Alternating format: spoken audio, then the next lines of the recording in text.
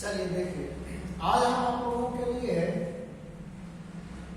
3 ऐसे चीज बताने जा रहे हैं जिसमें अक्सर बच्चों को बायोलॉजी पढ़ाते समय अगर ये सब टर्म्स मिल जाता है, ये सब वर्ड मिल जाते हैं तो बच्चों को बहुत मतलब दिक्कत होता है समझने में। जैसा कि पहला है आपका शैवाल किसे कहते हैं। शैवाल किसे कहते हैं? शैवाल के बारे में बच्चा तो पढ़ता है। शैवाल शब्द को बच्चे जानते हैं कि शैवाल क्या है। शैवाल शब्द को केवल जानता है, लेकिन हकीकत में शैवाल क्या होते हैं ये बात बच्चा को पता नहीं होता। तो देखिए हम आपको बताते हैं कि आखिर शैवाल क्या है। अब बोलेंगे तो आप लोग को लगेगा कि सर इस तरह तो अजीब बात आप बता रहे हैं कि शैवाल क्या है। हाँ देखिए, शैवाल हुआ एक प्रकार के पौधा है। शैवाल एक प्रकार के क्या है? पौधा है। आपको लग रहा होगा कि सर ये तो बहुत से टीचर हमको बताया कि शैवाल तो जंतु है। नहीं, शैवाल एक प्रकार का पौधा है जिसका शरीर जो होता है अस्पष्ट रूप से, अस्पष्ट के मतलब साफ साफ है ना, अस्पष्ट रूप से ना तो जड़ में बंटा रहता है, नहीं या तना में बंटा रहता है, और नहीं या पत्ती में बंटा रहता है। और शैवाल किसे कहते हैं? इसका और जवाब बनता है कि जो नाम स्थान पर क्या होता है? उगता है, उसे आप लोग क्या बोलते हैं बाबू? शैवाल कहते हैं। यानी कहने का मतलब शैवाल एक पौधा है जिसका शरीर जो होते हैं अस्पष्ट रूप से जड़ में, तना में और पत्ती में, है ना, ये बटा हुआ नहीं रहता। आप नहीं कह सकते कि इसका ये जड़ है, इसका ये तना है, इसका ये पत्ती है। ये अलग अलग बिल्कुल बटा हुआ नहीं रहता है, ये सब साथ में रहते हैं। और यह नमी वाले स्थान पे, नाम का मतलब होता है जल, जहां पे मृदु जलीय मिट्टी और जल दोनों रहते हैं, है ना। वो तो सूखा जिसको हम लोग बोलते हैं कि गीला, है ना, वैसे जगह पे क्या होता है? उगता है। आ गया बात समझ में? आप चलते हैं देखते हैं, ये है बाबू कवर। क्या है? कवर। कवर किसे कहते हैं? तो कहता है कि ऐसे आहरित पौधे, आहरित के मतलब ये पौधे ऐसा पौधा है कि जिसमें क्लोरोफिल वर्णक नहीं पाया जाता है। कौन सी वर्णक? क्लोरोफिल, है ना, क्लोरोफिल वर्णक नहीं पाया जाता है ना, इसीलिए ये हरा नहीं दिखता है। और इसका मतलब ये नहीं कि यह पौधा नहीं है, पौधा है। इसके बाद जिनका शरीर जड़, तना और पत्तियों में विभक्त नहीं होता है, और जो पोषण के लिए, पोषण का मतलब होता है वो भोजन के लिए, जो भोजन के लिए, है ना, अन्य जीवों पर आश्रित रहते हैं, उसे क्या कहते हैं? कवक कहते हैं। यानी सिंपल समझिए आप कि शैवाल और कवक ये दोनों एक प्रकार के पौधा है। और शैवाल तो ऐसा पौधा है कि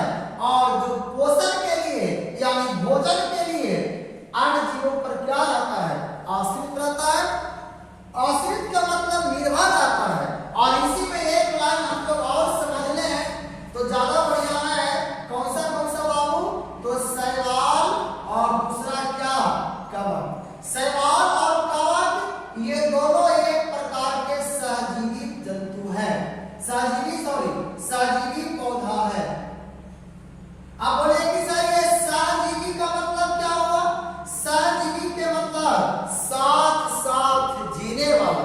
शैवाल कहता है कवक से कि तेरे बिना हम जी नहीं सकते, तेरे बिना हम जी नहीं सकते।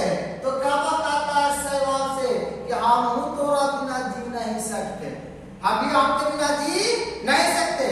अब देखिए बाबू, यानी कवक के बिना शैवाल का काम नहीं चलेगा और शैवाल के बिना कवक का काम नहीं चलेगा। यानी कहने का मतलब शैवाल को जीवित रहने के लिए और कवक को जीवित रहने के लिए इन दोनों को होना बहुत क्या है, जरूरी है। और इसीलिए शैवाल और कवक यह सहजीवी का एक बहुत बढ़िया एग्जाम्पल है, बहुत अच्छा एग्जाम्पल है। फिर आपको मन में सवाल आता होगा कि सही तो बता दीजिए कि ऐसा क्या है कि शैवाल कवक के बिना जिंदा नहीं रहेगा। हाँ जी, और कवक शैवाल के बिना जिंदा नहीं रहेगा, बिल्कुल सही बात है। ऐसा इसलिए कि शैवाल जो होते हैं यह स्वपोषी होता है। कौन पोषी है? स्वपोषी। शैवाल अपना भोजन स्वयं बना लेता है और इसको बेचारा को खिला देता है। कारण कि ये कवक भी तो पौधा ही है ना, लेकिन ये कवक ऐसा पौधा है कि जिसमें क्लोरोफिल नहीं है। और जब क्लोरोफिल नहीं रहेगा तो आप तय कर लीजिए प्रकाश संश्लेषण के काम नहीं करेगा, और प्रकाश संश्लेषण के काम अगर नहीं करता है तो इसका मतलब परपोषी है। तो ये जो है भोजन के लिए इस पे आश्रित रहेगा। और अब आपको मन में आता है कि तो शैवाल एकरा पर पाएगा है। हम बात को तो समझ गए कि कवक तो शैवाल पर है इसलिए कि खाना बनाएगा, आई बेचारा गपा गप घींचेगा। लेकिन ये बताइए कि कवक इस पे शैवाल कवक पर क्यों है? क्योंकि बाबू ये कवक जो होते हैं इसको ला करके पानी वगैरह देता है, जल वगैरह इसे पूर्ति करता है।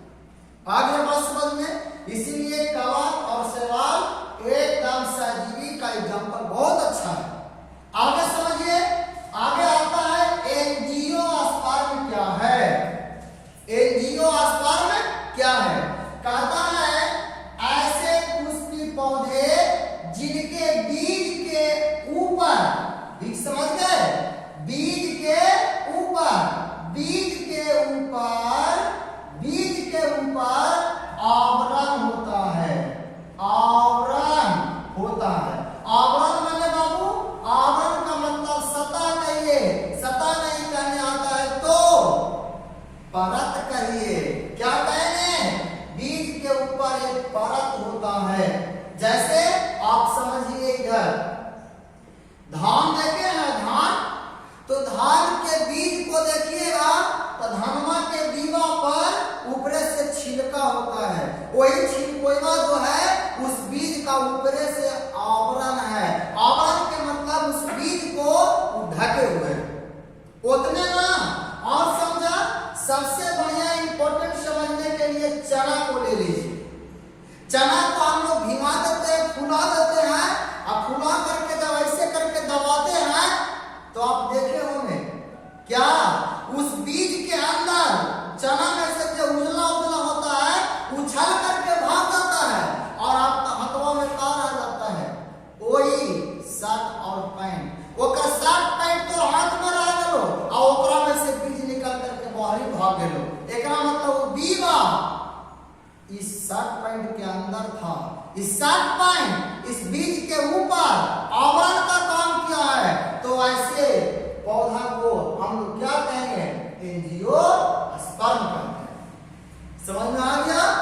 ऐसे पुष्प पौधा जिनके बीज के ऊपर आवरण होता है, सतह होता है, परत होता है, उसे एंजियोस्पर्म कहते हैं। जैसे बात करें तो धान को देखिएगा, उसके ऊपर एक परत होता है। मटर को देखिए, उसके ऊपर एक परत होता है।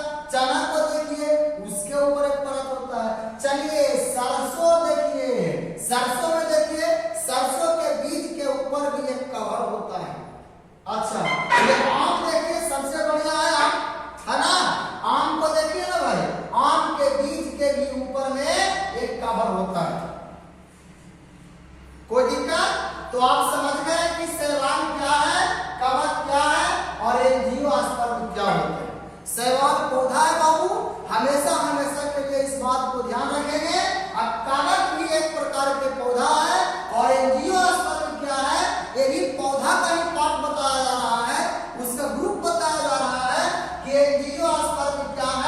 एगो ऐसा पौधा कि जेकर बीवा के ऊपर बीज के ऊपर आवरण होता है, उस आवरण होने के कारण उस पौधा को क्या बोल दिया गया? एंजियोस्पर्म कहा गया। तो चलिए आप बताएंगे क्या आप लोग को यह जानकारी कैसा लगा? इस बात के बारे में जरूर आप लिख देंगे, है ना। और इसी तरह से